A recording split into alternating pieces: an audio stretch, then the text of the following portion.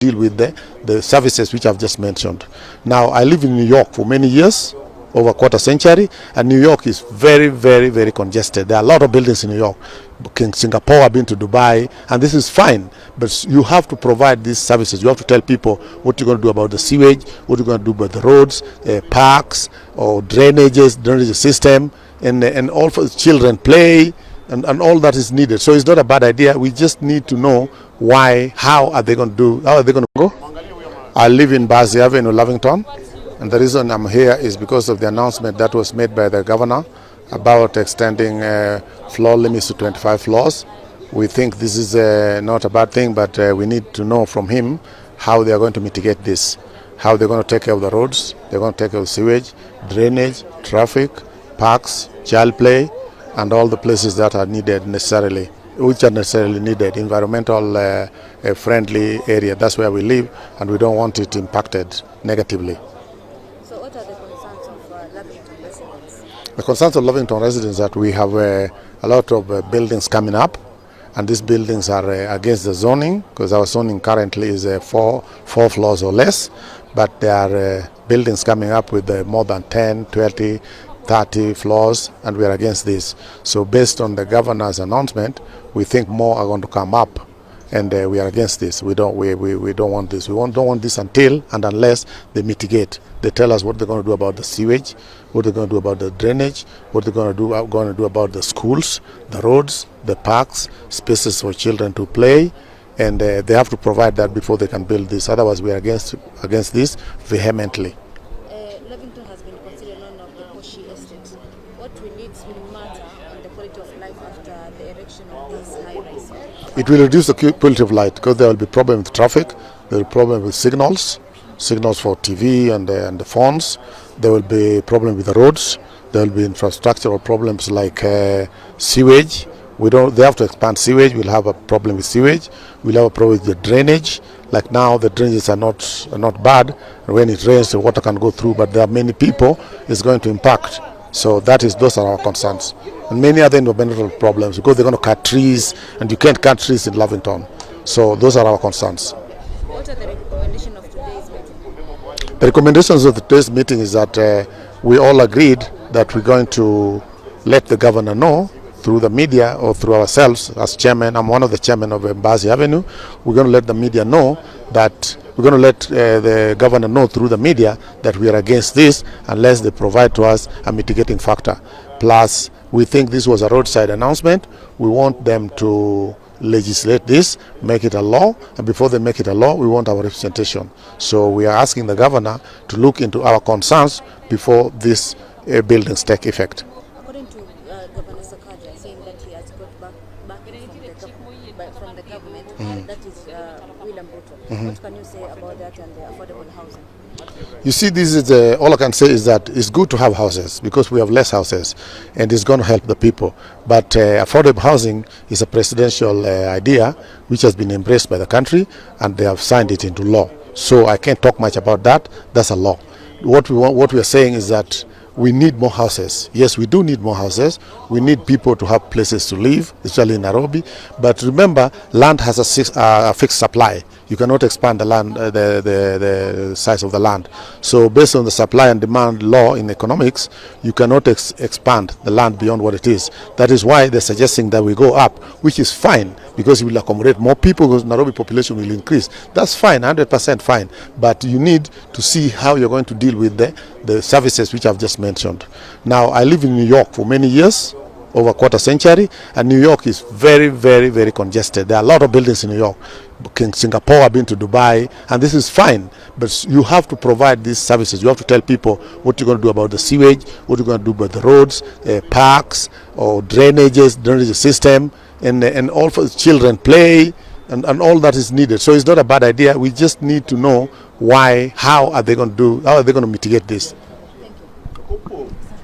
Engineer Shama Kiteme, I'm the President-elect of the Institution of Engineers of Kenya. Today we have been privileged to join our colleagues in the construction industry, KPDA and others, to take a position on the whole declaration that the Governor of Nairobi, Honorable Sakaja, declared that now we are going to have buildings rising up to 25 floors in a couple of estates that we knew the height of the buildings was limited. Now, we are concerned because that roadside declaration goes against all good ways of carrying out urban planning. We believe that urban planning should be carefully thought out, and it is very unfortunate that as governor he can wake up and make a roadside declaration. We do believe that planning should precede development. It is not the other way around. He cannot wake up and make a declaration on development that is not backed by real and good planning. And the main reason for us as engineers is that you do not just need to develop a building. You need to have the supporting infrastructure. You need to think about water supply. We know this city, people are going weeks without water in their taps. You need to think about sanitation. We know in this city, sewer is bursting every here and then. We know there are places whereby they don't have public sewer. You need to think about roads. We know there are places that it is inaccessible, even in case of an emergency, to bring in emergency vehicles. And so our concern is that you need to have proper planning before you embark on development.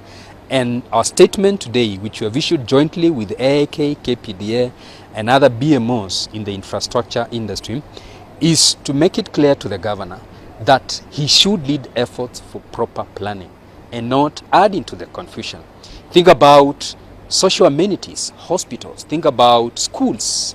You do not want to put up buildings where people are going to be living there, they cannot have access to light, and therefore our kids get stunted growth. And so the main theme and the main message today to the governor is please think about urban planning before you talk about development of 25-story buildings in Kileleshwa and other places where ordered development is very necessary. It is not a Nairobi issue, it's a Kenyan issue. Planning is a Kenyan issue, housing is a Kenyan issue, land is a Kenyan issue. And if we do not set the precedent right now here in Nairobi, what will happen to other counties? What will happen to other cities? We're talking about Mombasa, Kisumu, Nakuru. What will happen to the capitals of other counties? So this is the place where things need to be done properly. Planning needs to be done properly so that by the time the other counties and the other cities are getting their plans and their development plans and their master plans, then they will have something to lean on. And also, residents and citizens will be able to understand that they have a say in this matter, that they're able to raise their voices as well. You know, we may think that we will leave this to the capital, but no, it will come and affect you one day as a Kenyan, wherever you are, whether you're in Mombasa, Trans Nzoia, Machakos, Turkana, Uasin Gishu, wherever you are, it will come and affect you. So let's set the precedent now and demand our rights and make sure that plans are followed so that we're able to live in a common community with access for children, for religious organizations, and for our communities in general. It is not a class thing. Kenyans must understand. It's not about class. It's about planning and it's about community. So what are the concerns of the initial residents? Well, the thing is, we're also part of what was called Zone 5, and like each zone has its own regulations as far as floors are concerned and all that. Now, the Residents Association I represent is not even on the sewer line. We're not on the sewer line.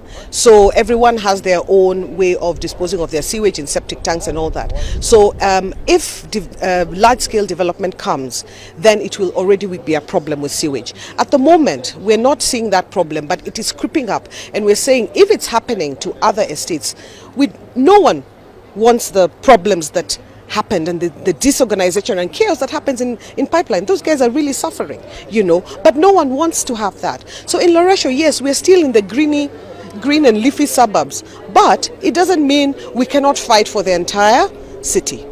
It doesn't mean that. And we're being encroached on slowly. Development will happen, yes, but let it be planned. Let us have green spaces. Let us have areas where children can play. Surely, children can walk without a problem.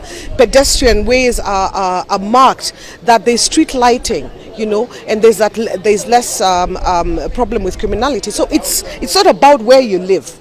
I lived in Jamhuri Estate a long time ago, and when I go back and look at that place, I feel pity, because there used to be playgrounds, there was there was lighting. People would even leave their gates open, there was so much community going on. But now things have changed. So this is going to cascade to every single part of Nairobi and eventually to the rest of the country if we're not careful and we don't demand our rights. What are the recommendations to the Sakajas? Listen to the people. Because, in the end, I'm a political scientist. So I know that when it comes to politics, you are there entrusted with a public good. As a public official, you have a public good that has been put into your hands. It's not yours to play around with. And public goods are supposed to be for generations to come. You're entrusted to uphold them and keep them for generations to come. So if you don't listen to the people and don't realize that your time is very short, you'll be here one season. Last season there was somebody else. The next season someone else will come. Listen to the people. I think that's the first thing. The second thing is follow the plans and policy. Plans are there for a reason. So why not follow the plans that have already been set in place? New plan has been mentioned today.